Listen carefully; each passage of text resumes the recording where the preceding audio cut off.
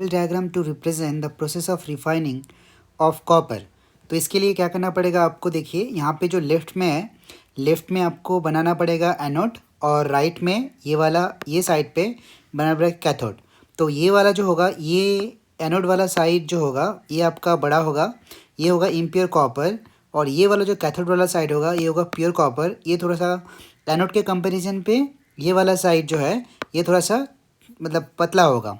और यहाँ पे ये बनेगा आपका क्या, एनोड मड, जो मतलब यहाँ पे जो आपका जितना डिके हो रहा है उस हिसाब से। और ये जो सोल्यूशन होगा ये होगा कॉपर सल्फेट सोल्यूशन, ये होगा एसिडिफाइड। तो फिलहाल इस हिसाब से आप बना पाएंगे। सबसे पहले ये वाला जो बाहर वाला लाइन है ये वाला ऐसे बना लेंगे, उसके बाद ये दो बनाएंगे। और ये लेफ्ट वाला क्या होगा, anode means what, impure copper. और यहाँ पे होगा क्या, प्योर कॉपर। और ये होगा क्या, एनोड मड, मतलब यहाँ से जितना भी निकलेगा ये एनोड एनोड से डिके होके तो ये सब यहाँ पे रह जाएगा, anode mud. Okay okay. Next question क्या है, draw structural isomers of butane. तो molecular formula of butane is C4H10। Because अगर आप मिथ ईथ प्रोप की बात करो, जैसे अगर आप सिर्फ मिथ के बारे में बोलते हो, meth means 1, eth means 2, prop means 3 and but means what, 4। तो यहाँ पे लिखा है ब्यूट एन, ये लास्ट में जो आपका एन होता है ना, ANE, तो ये होता है क्या, एल्केन। अगर लास्ट में इन होता तो ये होता क्या, ये होता एल्किन।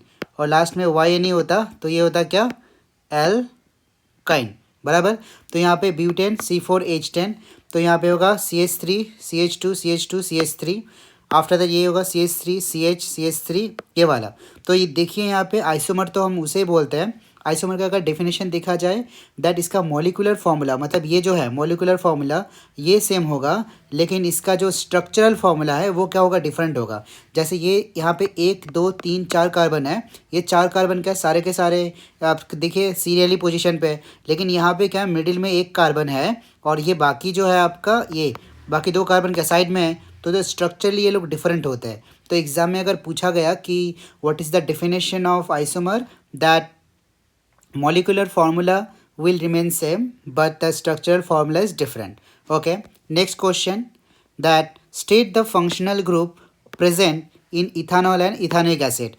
तो इथानॉल जो होगा, the functional group present in ethanol and ethanoic acid are as follows, that in ethanol it's what, alcohol.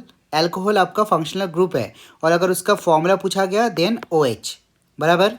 Ethanoic acid जो है वो होता है जैसे मिथानोइक एसिड, मिथानोइक एसिड मतलब जिसका और दूसरा नाम आता है क्या, फॉर्मिक एसिड, जो एंट का स्टिंग में पाया जाता है, ठीक है। और एसिटिक एसिड जो विनीगर में यूज़ होता है। तो ये कार्बोक्सिलिक एसिड जो होता है, कार्बोक्सिलिक एसिड, तो ये होता है कार्बोक्सिलिक ग्रुप यहाँ पे। और ये आपका COOH। एग्ज़ाम में अगर कोई सिर्फ OH लिखे तो उस केस में मतलब काट सकता है, बिकॉज अगर नाम पूछा गया तो आपको नाम ही देना है, ठीक है। Carboxylic acid group that COOH। यहाँ पे एक सवाल ये भी आ सकता है कि अगर एल्डिहाइड ग्रुप है तो क्या होगा, है ना, एल्डिहाइड ग्रुप। और या कि इथानॉल में क्या होता है, जैसे ये वाला क्या हो गया, ये है आपका इथानॉल। अगर ऐसा होता कि इथानॉल, देन यहाँ पे आपका क्या ग्रुप होता, यहाँ पे होता CHO, that which is aldehyde group, aldehyde group. Okay okay.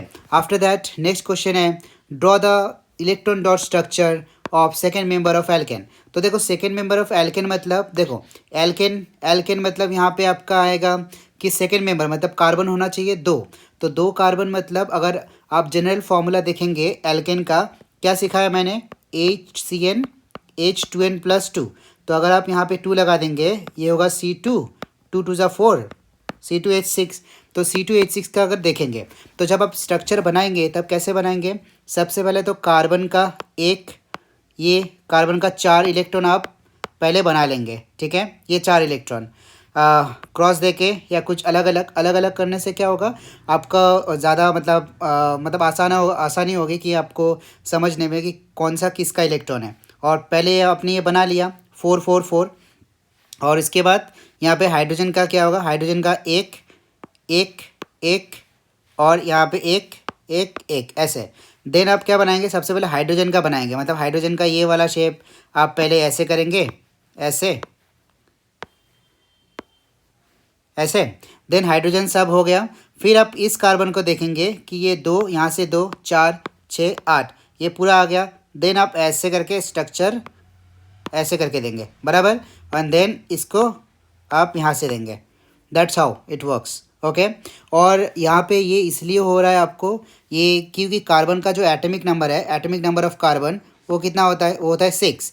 तो अगर इलेक्ट्रॉनिक स्ट्रक्चर देखा जाए KL, तो ये होगा 2 और क्या 4। तो ये अगर 2 और 4 होगा, मतलब ये जो 4 होगा आपका, 4 क्या होगा ना, 4 और इलेक्ट्रॉन चाहिए ताकि ये वाला स्टेबल हो सके। एग्जाम में सवाल आता है कि देखो, एक होता है कि इलेक्ट्रोवैलेंट बॉन्ड, मतलब इलेक्ट्रॉन का क्या होगा, लेना देना, that is electrovalent bond, give and take. और कोवैलेंट बॉन्ड जो इस प्रकार से बनता है, वहाँ पे क्या होता है, इलेक्ट्रॉन शेयर होता है। तो एग्जाम में अगर कभी सवाल आए कि why like carbon don't make C4+ और C4-, the simple answer is that क्योंकि कार्बन का साइज़ छोटा है, और छोटा है तो उतना ज़्यादा इलेक्ट्रॉन क्या ले नहीं सकता। तो 4 अगर वो इलेक्ट्रॉन लेता तो C4 नेगेटिव बनता। लेकिन अगर वो कार्बन अगर इलेक्ट्रॉन देना भी चाहे कि वो 4 रिलीज़ करेगा और 4+ बनेगा, तो उस केस में देखो, एक इलेक्ट्रॉन रिलीज़ करने के लिए भी एनर्जी का बहुत ज़रूरत पड़ता है। तो 4 इलेक्ट्रॉन रिलीज़ करना तो मतलब इट्स नेक्स्ट टू इम्पॉसिबल हो जाएगा। तो इसीलिए क्या, कार्बन कभी C4+ या C4- नहीं बनाता है। नेक्स्ट क्या सवाल है, नेक्स्ट सवाल है, what happens when water is mixed in plaster of Paris. तो वाटर को जब आप मिक्स करते हो प्लास्टर ऑफ पेरिस के साथ, तब क्या होता है, the baking soda is not added in making cake. तो अगर ये नहीं हुआ तो देखो, when water is mixed in plaster of Paris, the white powder of plaster Paris will become hard solid mass. देखो यहाँ पे मेन जो डिफरेंस होता है, यहाँ पे मैंने ये पिक्चर दिया, दैट प्लास्टर ऑफ पेरिस, और वो बनेगा क्या, जिप्सम। मतलब यहाँ से ये बनेगा। अगर आप नॉर्मल बात करते हो कि प्लास्टर ऑफ पेरिस, तो प्लास्टर ऑफ पेरिस ये आता है आपका कैल्शियम सल्फेट 1/2 H2O, और इसके साथ अगर आपने वाटर दे दिया, then it will form calcium sulphate 2H2O। मतलब ये वाला होता है कि ये आपका होता है प्लास्टर ऑफ पेरिस, जो आपका हेमीहाइड्रेट होता है, ये वाला, ये क्या होगा, ये होगा आपका क्या, प्लास्टर ऑफ पेरिस, बराबर। और ये होगा डाईहाइड्रेट, बराबर। तो मतलब यहाँ पे वाटर मॉलिक्यूल कितना होगा, वाटर मॉलिक्यूल होगा 2। जब अगर ऐसा होगा तब हम लोग उसे बोलेंगे क्या, जिप्सम। जिप्सम मतलब ये प्लास्टर ऑफ पेरिस अगर नॉर्मल देखेंगे, plaster of Paris is what, plaster of Paris आपका हो जाएगा हेमीहाइड्रेट, और ये हो जाएगा डाईहाइड्रेट, बराबर। मतलब 2 मॉलिक्यूल्स ऑफ वाटर होगा तो वो होगा जिप्सम, और अगर हाफ हुआ then it will plaster of Paris. तो अगर आप थोड़ा सा पानी मिला देंगे तो वो क्या बन जाएगा, जिप्सम बन जाएगा। Next question, that if baking soda is not added, तो अगर baking soda is not added while making cake, cake will not become fluffy and spongy. मतलब अगर ये केक अगर जो फुला हुआ हम लोग देखते हैं ना, वो बेकिंग सोडा की वजह से ही होता है। बेकिंग सोडा क्या होता है, सोडियम बाइकार्बोनेट, मतलब NaHCO3। देखो, और एक क्या होता है, सोडियम कार्बोनेट, वो होता है वॉशिंग सोडा। एग्जाम में याद रखने के लिए मैंने क्या बोला है कि B for baking and B for bicarbonate. So bicarbonate 1 is the baking soda. Next, state reason why dry HCl does not turn blue litmus into red whereas diluted HCl does.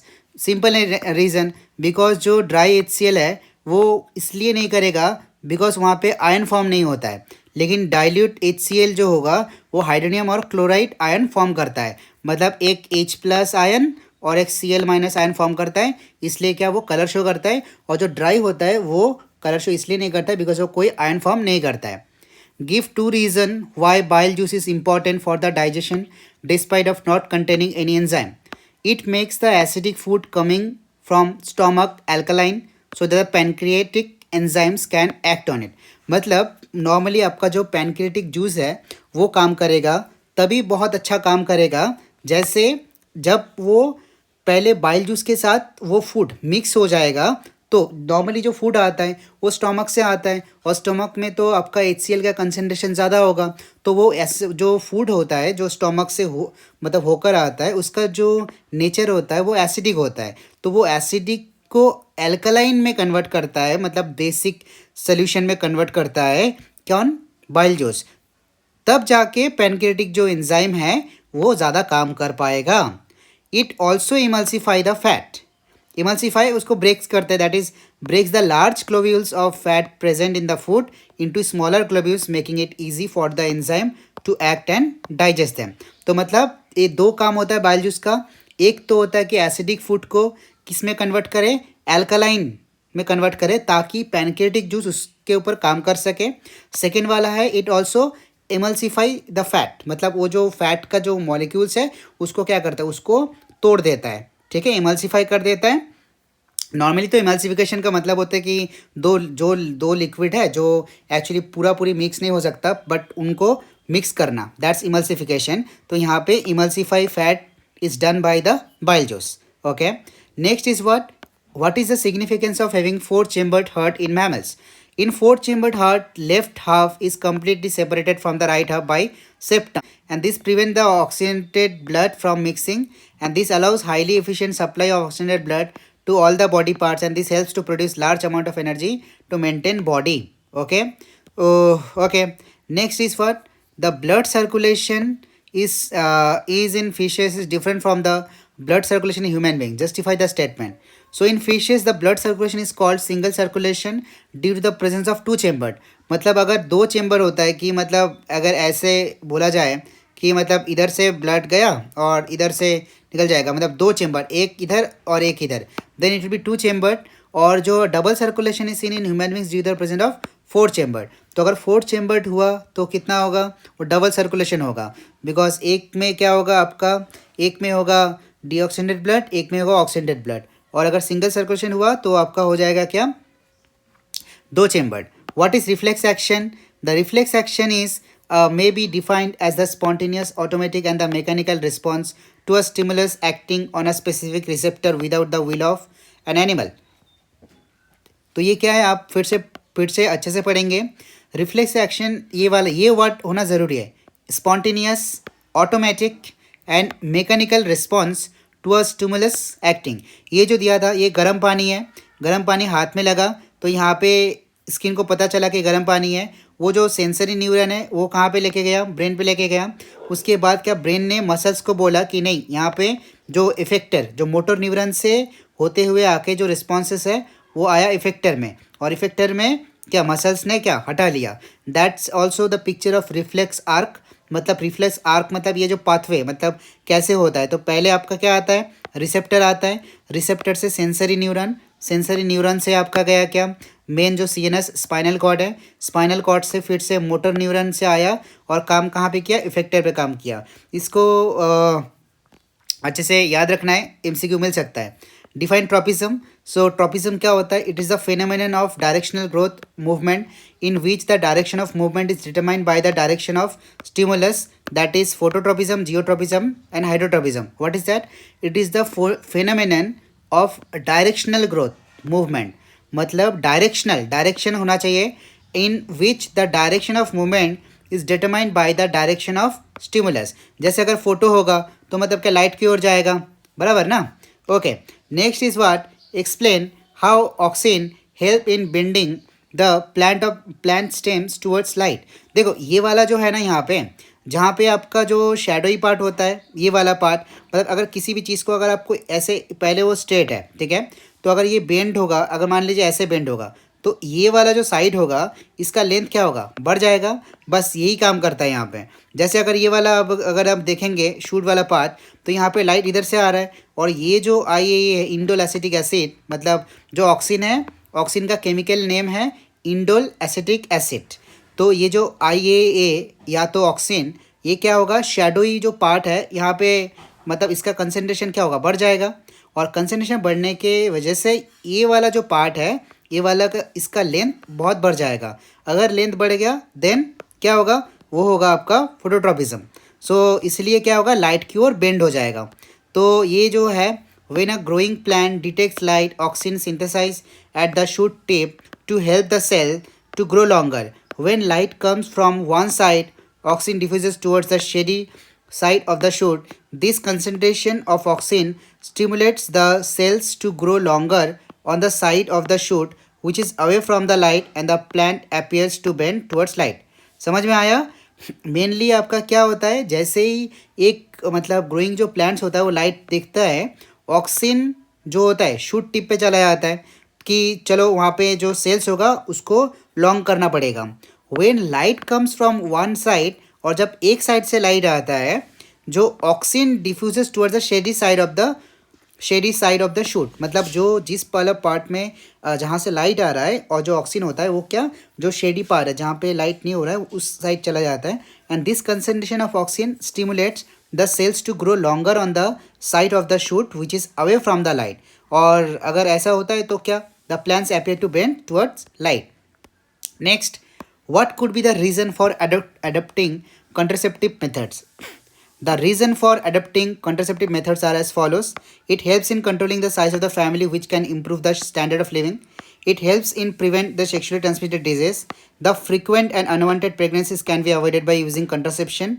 The general health of female can be improved as reproduction demands high pressure on the body and the mind of the female. यहाँ पे मैंने चार option मतलब चार point दिया है। Exam में अगर 2 मार्क्स का है 2 पॉइंट लिखना है, 3 मार्क्स का है तो 3 पॉइंट लिखना है। तो फिलहाल आप जितना याद रखेंगे तो एग्जाम में जाने के बाद वहाँ पे कन्फ्यूजन उतना ही कम होगा। How placenta plays an important role in development of embryo. तो ये देखिए, ये जो आपका ये वाला जो है, ये वाला पर्टिकुलर पोर्शन, ये होता है आपका क्या, प्लासेंटा।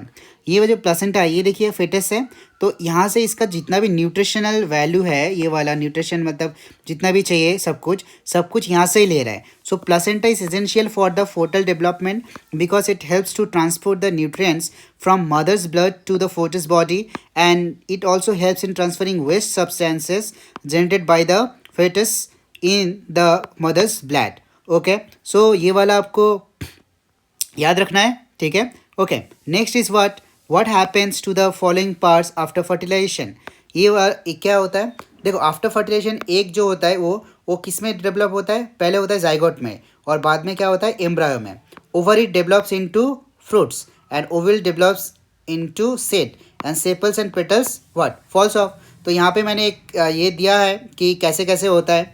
ये वाला ये ऑलरेडी मैंने तो एक्सप्लेन कर दिया था, ये वाला कि कैसे कैसे होता है। ये वाला आपका एंथर होता है, राइट, एंथर। देन ये वाला पर्टिकुलर पार्ट जो होगा germinated pollen grain male gametophyte, ये वाला इधर क्या होगा, अंदर ओवरी ओव्यूल और ये एम्ब्रायो सैक। तो आपका क्वेश्चन में ओवरी ओव्यूल के बारे में बोला है कि जो ओवरी होगा, ये जो ओवरी वाला पार्ट है ना, ओवरी वाला पार्ट देख रहे हो, ये वाला पार्ट ये किस में होगा, फ्रूट्स में। और ये जो ओव्यूल होगा जो इसके अंदर होता है, that turns into what, seed, मतलब उसके अंदर ही रह जाएगा।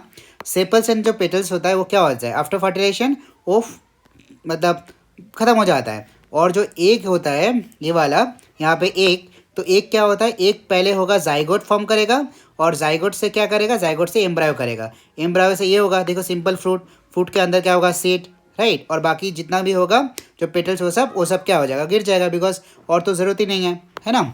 Next, right the genetics constitution of the both gametes of male and female that. तो genetic constitution of both gametes of male and female are as follows. Male gametes select 22 autosomes plus X and 22 autosome plus Y. Female gamete दोनों ये वाला होता है। अच्छा देखिए, यहाँ पे ये जो क्वेश्चन है यहाँ पे बोला है कि बोथ गैमेट्स, तो गैमेट्स और अगर नॉर्मल कंस्टिट्यूशन पूछा जाए कि एक ह्यूमन बींग में, ठीक है, एक ह्यूमन बींग में या मेल में टोटल कितना होता है, टोटल क्रोमोसोम, तो टोटल क्रोमोसोम कितना होता है, टोटल क्रोमोसोम होता है 44 ऑटोसोम। और अगर ये हुआ आपका एक्स वाई बराबर, ये 44 ऑटोसोम ये वाला, तो टोटल होता है 23 पेयर्स बराबर। अभी देखिए ये सवाल जो है ये बोला गैमेट्स के बारे में, तो देखो गैमेट्स में क्या होता है, गैमेट्स में फॉर्म होता है मियोसिस, और मियोसिस में क्या होता है, मियोसिस में वो आधा हो जाता है, मतलब जितना भी देखो वहाँ पे कंट्रीब्यूशन दोनों का होता है ना, from the father and the mother also. So अगर मियोसिस में क्या होता है, मियोसिस जब गैमेट फॉर्म करता है मियोसिस प्रोसेस से, तो ये जो होता है 44 का आधा कितना हुआ, 22 ऑटोसोम। और यहाँ पे या तो दो है, दोनों में से एक, या तो क्या होगा एक्स होगा, या तो 22 ऑटोसोम, या तो क्या वाई होगा। That's how it work. Okay okay, next क्या है, the sex of a newborn child is matter of chance, none of parents may be considered responsible for it, justify the statement with a flow of chart showing sex determination in human beings बराबर। सो मतलब ये matter of chance ही है, मतलब 50% possibilities होता है ना, कि in case of human beings 20 out of 23 pairs of chromosome, जो अभी मैंने बोला, 1 pair is what the sex chromosome, and there are 2 type of sex chromosome found in human beings, that is X and Y, and female has XX chromosome like both आपका होमोगैमेट, और जो mail होता है उसका एक का X होता है और दूसरे का क्या होता है, Y होता है. सो जो फ्लो चार्ट है definition of sex of child, ये क्या होता है, फीमेल में क्या होता है XX, मेल में क्या होता है XY. गैमेट इसका क्या होता है, गैमेट मेल का फीमेल का X और X होता है, मेल का X और Y होता है. तो X के साथ ये वाला मिलेगा, क्या होगा, गर्ल.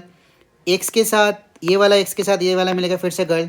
और यहाँ पे क्या, बॉय, और यहाँ पे क्या, बॉय. तो टोटल यहाँ पे कितना हुआ, 4 में से 2 गर्ल या 2 बॉय. तो मतलब अगर निकालेंगे पॉसिबिलिटीज़ तो कितना, 1/2, मतलब कितना, 50% chance of having a girl और बॉय. तो वही बताया कि consider is responsible for it, कि मैटर ऑफ चांस, मतलब ये आप you can't be sure, so much sure about it, कि मतलब कभी भी आप बोल नहीं सकते कि लड़का ही होगा या लड़की ही होगा. So it's always a matter of chance.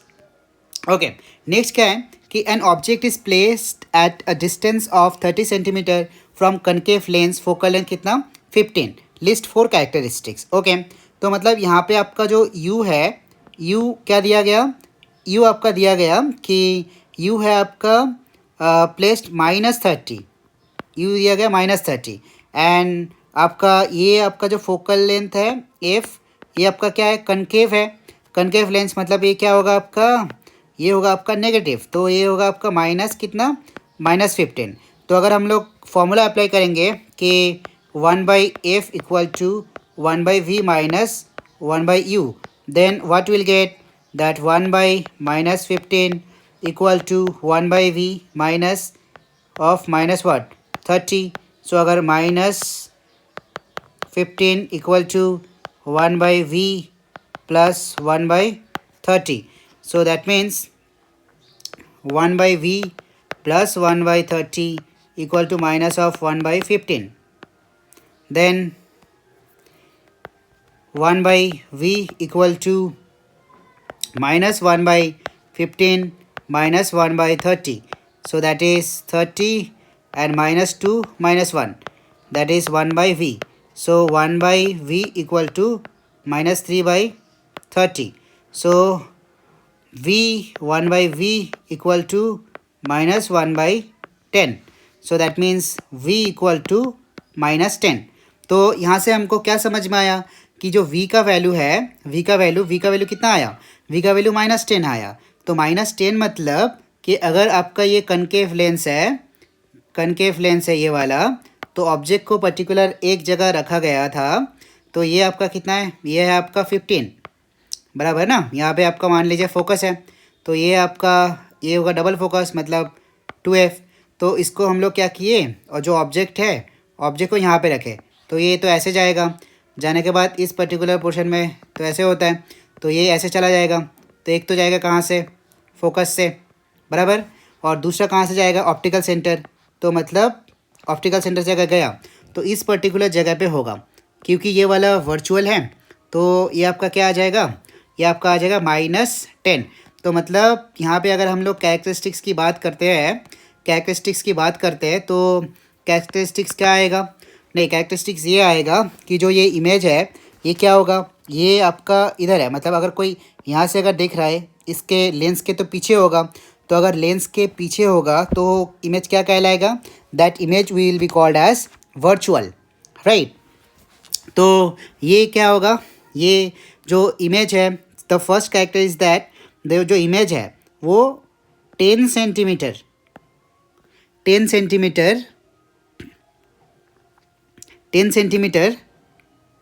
Distance पे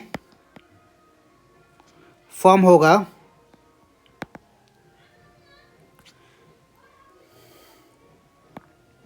लेफ्ट साइड में. ओके, सेकेंड क्या है आपका, सेकेंड होगा वर्चुअल.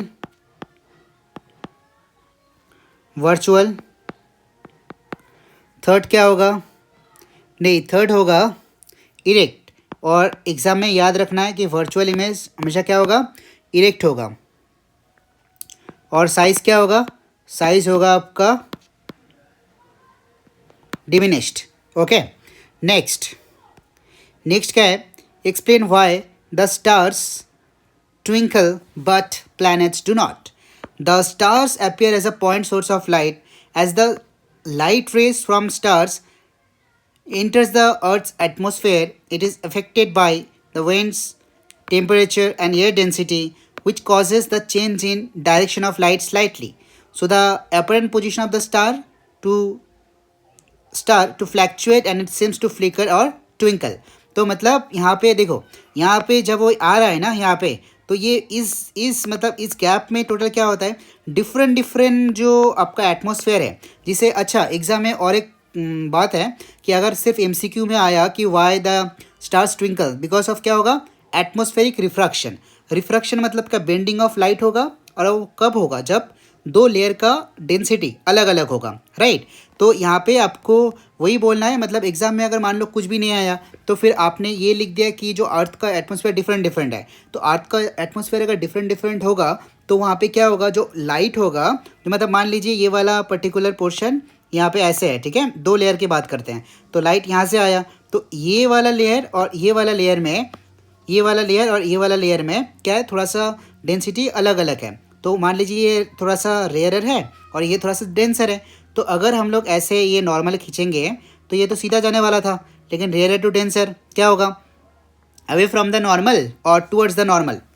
ये होगा क्या, टुवर्ड्स द नॉर्मल, राइट. तो ये टुवर्ड्स द नॉर्मल होने से ये क्या है, थोड़ा सा इधर आ जाएगा. तो अगर हम लोग यहाँ से देखेंगे तो क्या लगेगा कि हम लोग तो सीधा देखेंगे, वो एक्चुअल में होगा यहाँ पे, हम लोगों को क्या दिखेगा, हम लोगों को दिखेगा यहाँ पे. तो जो अपरेंट पोजीशन है वो क्या हो जा रहा है, वो अलग अलग हो जा रहा है. तो ये क्या होगा, इसीलिए क्या होगा, लगेगा कि कभी यहाँ पे है कभी यहाँ पे है, तो इसीलिए क्या होता है, तो ये ट्विंकल करता है, ठीक है. Okay, next is what is mean by the power of lens, it's SI unit. तो it is the ability of lens to converge और diverge the light rays falling on it. ऐसा यूनिट इज डायोप्टर, ओके.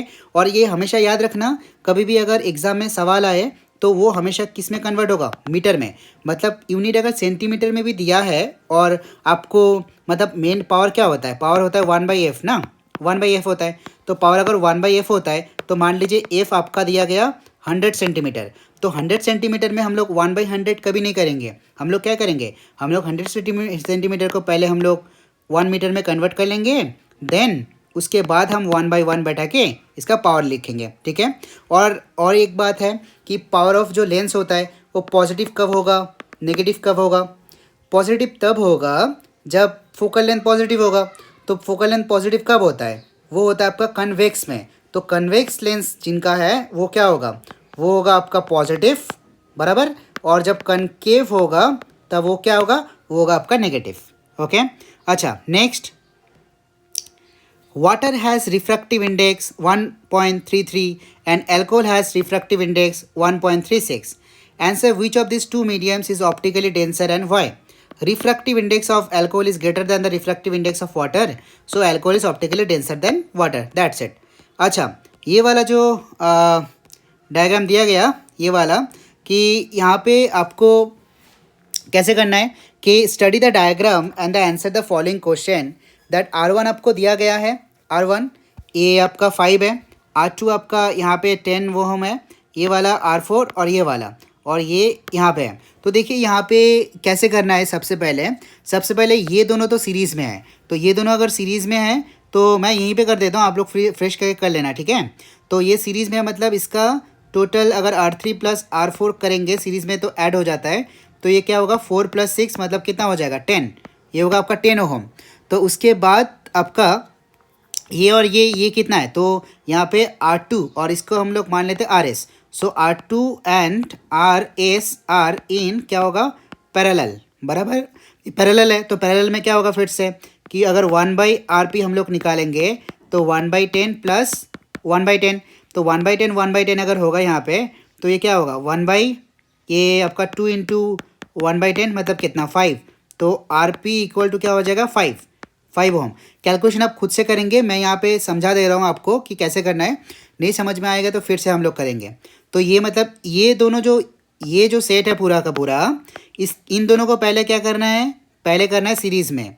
जब ये आ गया इसके साथ इसको क्या किस में करना है, इसको करना है पैरेलल में। वो जो इक्विवेलेंट रेजिस्टेंस कितना आ गया 5, तो ये 5 5 और ये कितना 10, तो टोटल आपका कितना हुआ, टोटल आपका हुआ कि टोटल आपका जो रेजिस्टेंस है, total resistance of the circuit, ये होगा आपका, ये होगा आपका total resistance R total equal to होगा 20 ओहम, बराबर। सेकेंड है कि current drawn from the battery, तो current drawn from the battery मतलब ये टोटल रेजिस्टेंस कितना है 20 ओम, तो आपका आई इक्वल टू क्या आ जाएगा, आई इक्वल टू मतलब वी इक्वल टू क्या होता है आई आर ना, तो अगर V equal to I R होता है तो आई इक्वल टू क्या आ जाएगा वी वाई आर, तो मतलब आई इक्वल टू आता है वी वाई आर, तो वी कितना है 20 और ये आर कितना है 20, तो कैंसिल हो गया कितना 1, सो होगा 1 एम्पियर, बराबर। और जो थर्ड वाला क्वेश्चन है, थर्ड वाला question that potential difference across 5 ohm resistor, तो पोटेंशियल डिफरेंस अक्रॉस ओके, तो इसको हम लोग कैसे करेंगे, potential difference across 5 ohm resistor, तो 5 ओम रजिस्टर हम लोग देखते हैं कौन सा है, तो 5 ओम हाँ ये वाला 5 ओम रजिस्टर्स, यहाँ पे पोटेंशियल डिफरेंस कितना होगा, बराबर है। करंट तो हमें पता चल गया ना, करंट आई इक्वल टू कितना है आपका, आई इक्वल टू 1 एम्पियर है, और 5 ओम मतलब आर का वैल्यू कितना है, आर इक्वल टू दिया गया, आर इक्वल टू दिया गया कि 5 ओम, तो आपका पोटेंशियल डिफरेंस मतलब वी इक्वल टू कितना आई आर, तो आई मतलब ये होगा आपका 1 इंटू 5, तो मतलब होगा 5 वोल्ट, बराबर। तो ये समझ में आया आपको। पहले आपको क्या करना है, ये हमेशा कभी भी देखो, यहाँ पे फिर से और एक बार बता देता हूँ, यहाँ पे जो जितना भी ये वाला रजिस्टर दिया है ऐसे,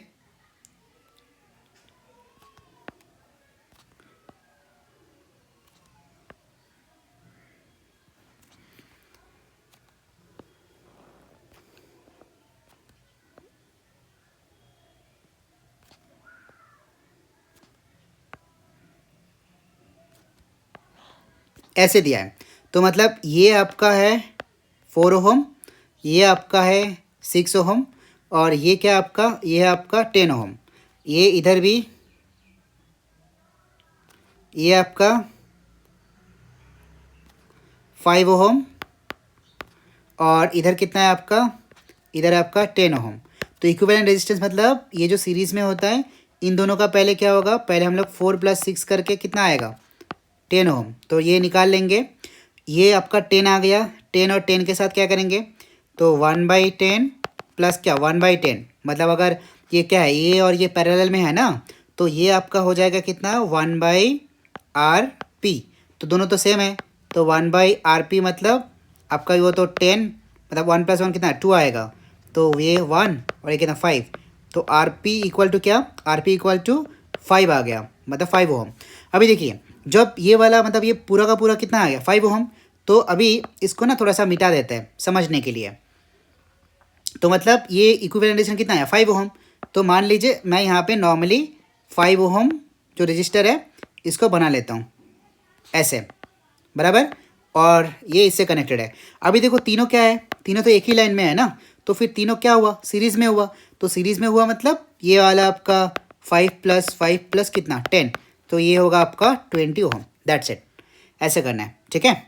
ओके, नेक्स्ट क्या है आपका, what do you mean by resistance of a conductor list the factor on which the resistance depend, so the obstruction offered to the flow of current by a conductor is known as resistance। factors क्या है, length of the conductor, area of cross section, material of the conductor and temperature। ये क्या है, draw magnetic field lines produced around a current carrying straight conductor passing through a cardboard। तो यहाँ पे इस case में आपको क्या करना है, इस केस में आपका सबसे पहले तो आप यहाँ पे अच्छे से बैटरी बनाएंगे, पॉजिटिव नेगेटिव पॉजिटिव नेगेटिव, तो ये वाला थोड़ा सा ठीक कर देता हूँ। ओके, सो आफ्टर दैट यहाँ से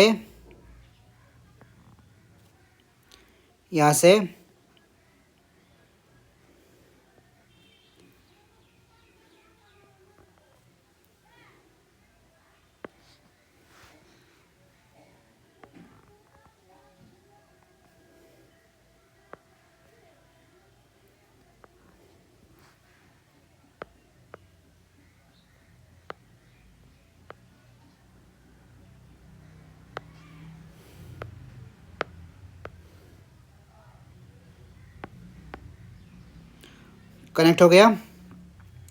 और यहाँ पे एक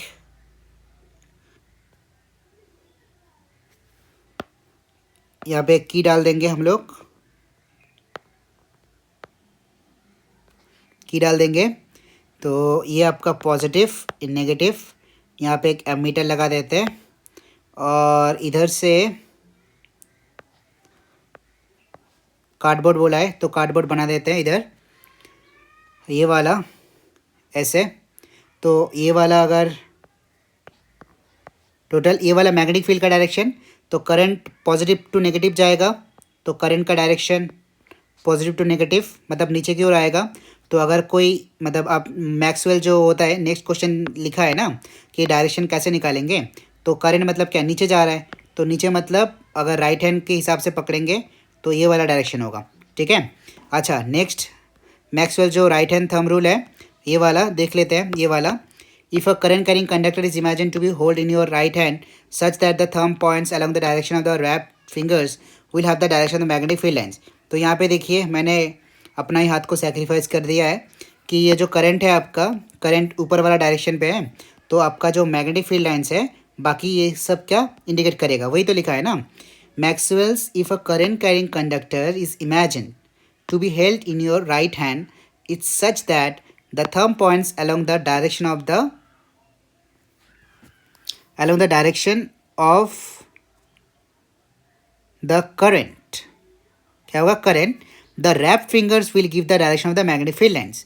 तो ये वाला होगा, इसका क्या होगा, करंट का देगा, ये मतलब ये वाला क्या करंट दे रहा है, तो बाकी जितना भी आपका फिंगर्स है 1 2 3 4 5, इस फिंगर का डायरेक्शन क्या होगा, इस फिंगर का डायरेक्शन देगा आपका मैग्नेटिक फील्ड लाइन्स। आप अपना हाथ लेके करके देखना, ये वायर ऊपर नीचे हो सकता है, जैसे ये वाला डायग्राम है ना, वायर ये कहाँ पे है, ये वाला कहाँ पे है बताइए, तो ये वाला नीचे में है, मतलब ये वाला अगर आप देखेंगे तो डायरेक्शन, करंट का डायरेक्शन क्या है, नीचे है। तो अगर राइट हैंड के हिसाब से देखेंगे, मतलब राइट हैंड के अगर वो जो थंब है वो अगर नीचे कर रहा है तो बाकी उंगली क्या होगा, बाकी उंगली ऐसे होगा, ऐसे। तो इसीलिए ये वाला इस तरफ गया, बराबर।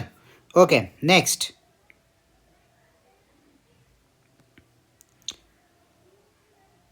What is electromagnet, list any two uses, draw level diagram to show how an electromagnet is made. An electromagnet refers to a magnetized solenoid which behaves like a magnet as long as the electric current passes through it. An electromagnet consists of long insulated copper wire wound around a soft iron core. तो ये वाला ना थोड़ा सा आप लोग क्या करेंगे, बार बार लिखेंगे। अभी आप मतलब देख रहे हो तो बार बार बार बार बार बार इसको लिखो, मतलब एक भी वर्ड ना छूट जाए। तो यहाँ पे जैसे मैग्नेटाइज्ड सोलिनॉइड ये लिखना बहुत ज़रूरी है, which behaves like a magnet as long as the electric current passes through it। मतलब अगर वहाँ से इलेक्ट्रिक करंट जा रहा है तभी वो इलेक्ट्रोमैग्नेट है, विदाउट इलेक्ट्रिक करंट वो ऐसे ही पड़ा रहेगा, then it will not work as a magnet. So as electromagnet consist of long insulated copper wire wound around a soft iron core. और एक कहाँ कहाँ पे यूज़ कर सकते हैं हम लोग कि electromagnet, electric bells and to lift heavy weights from one place to another place as commercial use. Okay, next क्या लिखा है, नेक्स्ट है आपका draw level diagram to show how an electromagnet is made. Okay, तो अगर electromagnet का हम लोग बनाएंगे तो कैसे बनाएंगे, सबसे पहले एक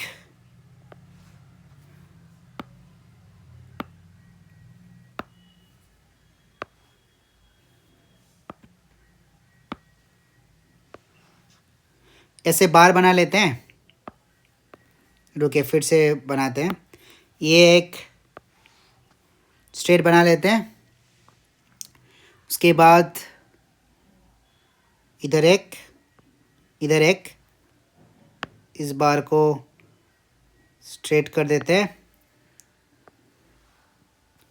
ओके, तो ये बार बन गया। ओके, अभी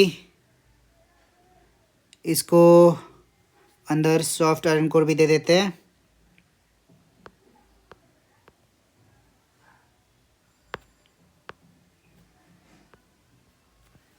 ओके,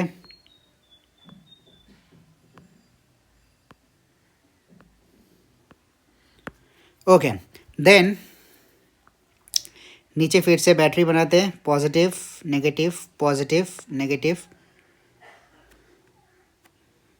ये वायर जाएगा इधर से,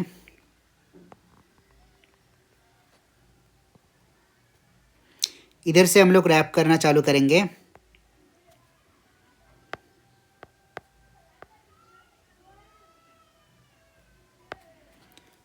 इधर से भी एक जाएगा।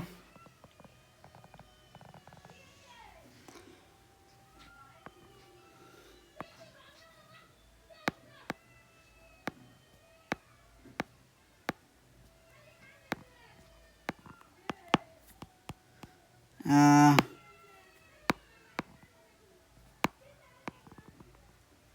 ये तो आपका हो गया बैटरी।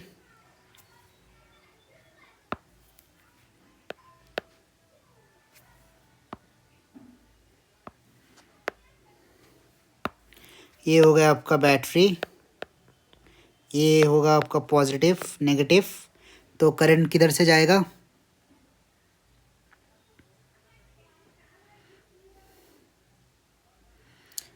करंट अगर इधर एक की बना देते हैं तो अगर पॉजिटिव अगर आपने ये वाला दे दिया तो करंट आपका इस तरफ से जाएगा, सर से जाएगा। तो अगर हम लोग रैप करेंगे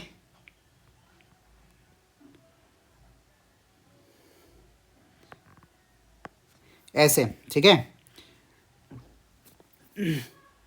तो ये पर नीचे वाला आ जाएगा नीचे, और यहाँ पे डायरेक्शन ऐसे करके इधर से फिर से आ जाएगा सिल्वर की।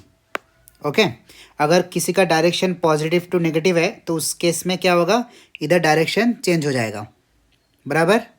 तो ये सब तो आपका क्या हो गया, कॉइल।